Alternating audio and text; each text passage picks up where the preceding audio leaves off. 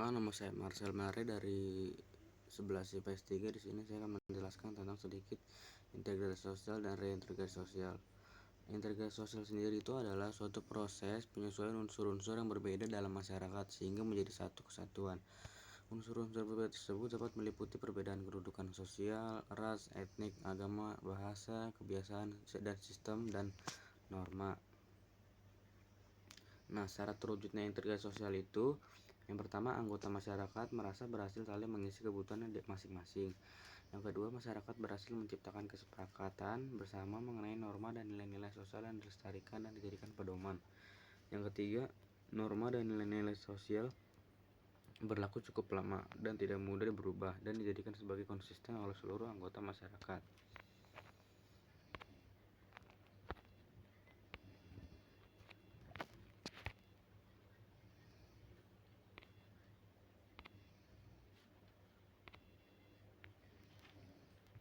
Faktor-faktor yang mempengaruhi cepat lambatnya proses integrasi sosial adalah yang pertama, homogenitas kelompok, besar kecilnya kelompok, mobilitas geografis, dan efektivitas komunikasi. Nah, bentuk-bentuk integrasi sosial itu ada 3, yaitu integrasi normatif, integrasi fungsional, integrasi koersif. Syarat proses integrasi sosial itu ada asimilasi dan alkulturasi. Nah, syarat-syarat kebudayaan asing agar mudah diterima itu tidak adanya hambatan geografis seperti daerah yang sulit dijangkau, kemudian yang datang memberikan manfaat, adanya persamaan dengan unsur-unsur yang kebudayaan yang lama, adanya kesiapan pengetahuan keterampilan tertentu, dan kebudayaan itu bersifat kebendaan.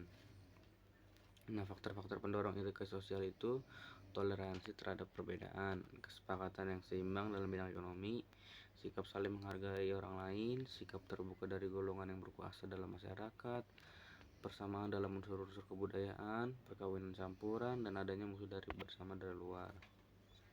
Nah, reintegrasi sosial ini. Nah, sekarang reintegrasi sosial merupakan perubahan yang terjadi pada lembaga-lembaga masyarakatan yang dapat membuat pudar norma-norma dan nilai-nilai dalam masyarakat. Kondisi ini oleh Sarjono Suwokanto disebut sebagai disintegrasi atau disintegrasi sosial. Apabila terjadi disintegrasi sosial, situasi dalam masyarakat itu lama-lama akan menjadi chaos atau kacau. Pada keadaan demikian, akan dijumpai anomia atau tanpa aturan. Dalam kebingungan tersebut, masyarakat berusaha untuk kembali pada tahap integrasi di mana lembaga politik, ekonomi, pemerintahan, agama, dan sosial berada dalam keadaan yang selaras, serasi, dan seimbang. Proses ini disebut dengan reintegrasi. Dalam pandangan Sukanto, reintegrasi atau reorganisasi adalah proses pembentukan kembali norma-norma dan nilai-nilai baru untuk menyesuaikan diri dengan lembaga-lembaga yang mengalami perubahan. Demikian presentasi yang dapat saya sampaikan, kurang lebihnya mohon maaf. Terima kasih.